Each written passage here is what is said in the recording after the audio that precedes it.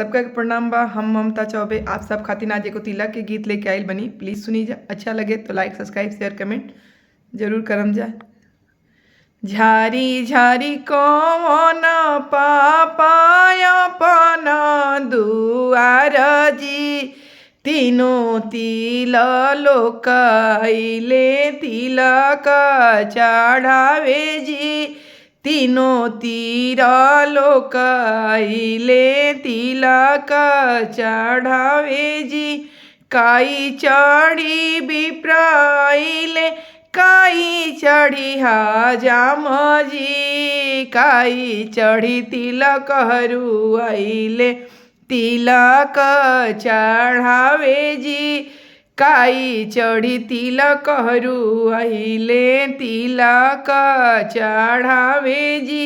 हाथी चढ़ी विप्र अइले घोड़ा चढ़ी हजाम जी, बुलेरो चढ़ी तिलक हरू अइले तिलक चढ़ावे जी, बुलेरो चढ़ी तिलक हरू अइले तिलक चढ़ावे जी।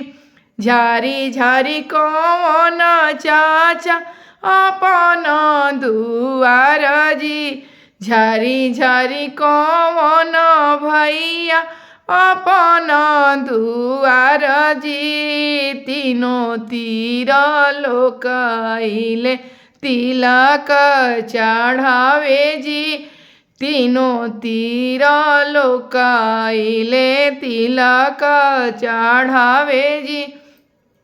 काई चढ़ी विप्र अइले काई चढ़ी हजाम जी, काई चढ़ी तिलक हरू अइले तिलक चढ़ावे जी, काई चढ़ी तिलक हरू अइले तिलक चढ़ावे जी। हाथी चढ़ी विप्र अइले घोड़ा चढ़ी हजाम जी, हाथी चढ़ी विप्र अइले घोड़ा चढ़ी हजाम जी, मारुति चढ़ी तिलक हरू अइले तिलक चढ़ावे जी, होंडा चढ़ी तिलक हरू अइले तिलक चढ़ावे जी, बुलेरो चढ़ी तिलक हरू अइले तिलक चढ़ावे जी।